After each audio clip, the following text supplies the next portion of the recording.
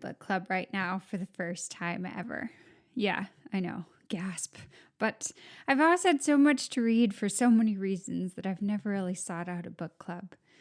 It's a pretty great concept, though, reading a book you want to read with your friends. It's a concept that I've thought for a while now should really be part of every single ELA curriculum.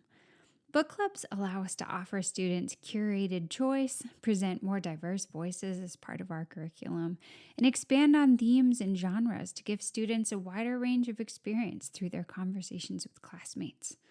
Win, win, win. Today on the pod, I want to show you how easy it is to wave your book club wand and turn pretty much any part of your curriculum into a book club unit.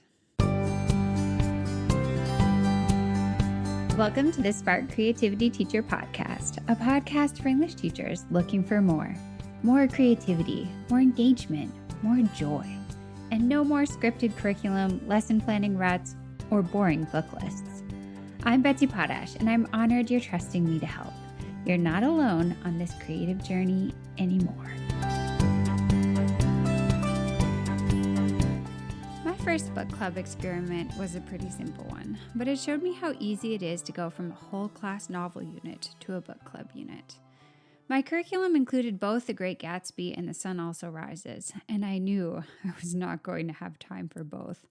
I had added a play performance to our theater unit, a poetry slam to our poetry unit, and plenty of other special projects and events that took time.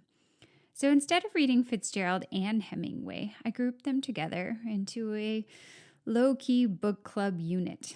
Since the authors represented a similar time in American Lit and were even close friends, I felt comfortable having students read just one of these novels and become a little bit familiar with the other one through my initial book club pitch and the final presentations from students reading the other novel. It was a pretty easy reframe. Perhaps you too would like to carve out time for something in your curriculum that's getting a bit crowded out by whole class texts.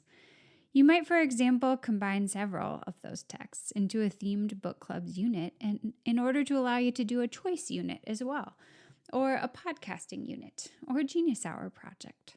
Of course, I'm not recommending this if all of your whole class texts right now feel essential and engaging, but if not, maybe there's room to play. So book clubs can be a helpful vehicle for condensing curriculum, but they can also be helpful for expanding it. Maybe you teach a memoir right now and it's only engaging about 25% of your students. The rest just don't connect to the author's voice, or they don't like the style, or they don't read it for reasons you really can't guess at the moment. Why not book club it? Yes, I used book club as a verb, and I'm not sorry. You can take your single memoir, wave your book club wand, and expand the unit to include 5 or 6 memoirs instead. Instead of offering one perspective, one genre, you could choose a variety from options like I Am Malala, Becoming, Born a Crime, Hey Kiddo, Mexicid, When Stars Are Scattered, They Called Us Enemy, The Diary of Anne Frank, Red Scarf Girl, Persepolis, or Free Lunch. You'll hit on so many different themes across a couple of different genres, text and graphic novel. Imagine how much more likely a student is to find a memoir that's meaningful to them with all these different options, and how many more stories and perspectives will be represented in whatever final work the student groups present back to each other at the end of your book club's unit.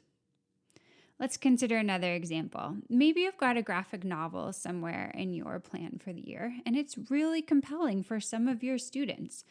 But some of them just aren't that interested, and you can see that other topics, other characters, other styles might be more intriguing for them. All the different graphic novels could be vehicles for teaching essential vocabulary and style elements of graphic novels and looking at how stories can be expanded across modes. So once again, the option to book club your unit might just help.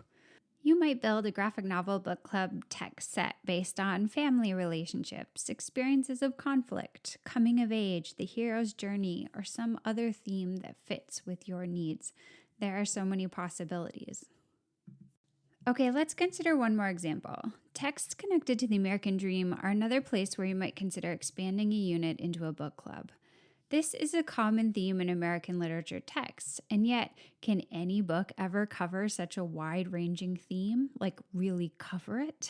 There are as many versions of the American dream as there are people in America, so expanding a unit to include more perspectives could really enrich it. Book club time! I hear you if you're thinking that the book you've got on the American dream is Gatsby and that you love it too much to dilute it into book clubs because you just feel like every student should read it and you already love your curriculum. In that case, what about a spin-off book clubs unit? Maybe you do Gatsby as a group, but in slightly less time than you normally spend, and then you use that as a springboard into a book clubs unit offering up many more perspectives on the American dream that you've introduced with Fitzgerald. Now, in addition to the option of using book clubs to help you condense curriculum and book clubs to help you diversify perspectives on a theme, you've got book clubs as a lever to help you expand out from any text to take it further. Okay, my friend, I have a feeling you get the idea of what I mean by book club it. I could keep going with my examples, imagining how I might book club so many different titles for so many different reasons, or how I might apply the book club concept to a podcast unit or a documentary film unit. But I think you get the idea. Turn book clubs into a verb, and you've got endless potential for small tweaks in your curriculum that can help you better engage students and bring in more diverse voices and perspectives. One final note before we go. I don't want to finish this episode without a quick discussion of funding because, yes, it's easy for me to say wave your book club wand and start a book club unit, but how are you going to get the books? It's not always easy to grab 6 or 8 copies of a half dozen titles for a book club, so here are a few options.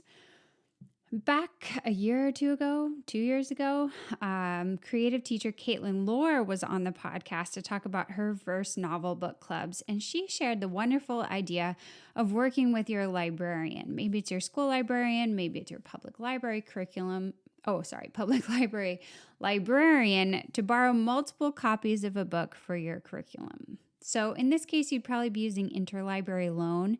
You'd want to get in touch with the librarian well in advance of the unit, and you'd want to say like, hey, can you help me gather 6 copies of this graphic novel, 6 copies of this one, 6 copies of this one, etc., so that you can have a class set. Now, is that ideal in every way? Would it be better if you could just purchase books for every single student across all your sections to take home? Yes, that would be lovely. But if you don't have that funding, making use of this library access option could be really wonderful. Another option that came up in my conversation with Annalise Corbin a few weeks ago on the podcast was the idea of putting together book club sets as an initiative across your district. If you could get some really great book club sets into a kit, like in a big giant Tupperware like you use for storage in your garage, the identity book club set, and then teachers from around your district could check it out. Maybe you're using it in September, a teacher across the way is using it in October, another teacher down the road is using it in November, etc. That's a way to stretch your funding, and it could be a really nice way to work together. Another option would be putting up a Donors Choose project if your school allows that. Donors Choose can be a great way to fund books because a lot of the time they have different things running where corporations will match the donations that you get from friends and family and associates in your community, or a corporation will put up like, oh, I'm funding half of every project right now or whatever. So if you can play it with savvy, Donors Choose can sometimes be really helpful. Last but not least, you can advocate for change through your own school funding streams. It's possible, even if it feels unlikely, that you might be able to get funding for a book club set if you make a really strong case and you explain your reasons and you explain how important it is and you don't give up, right? Like you send the email and you follow up with the call and you ask one more time and you explain why really carefully. Maybe you can get that funding. I've asked for funding for a number of things over the years, and I've gotten a fair amount of funding. So I just really think like you'll never know if you don't advocate for it and if you don't try. So if some of these other options aren't going to work for you, you might as well at least see if you might be able to get funding for a new set of book clubs. Okay, my friend, thanks so much for listening as we discussed different ways to restructure a unit into book clubs. Until next time, take care of yourself and stay creative.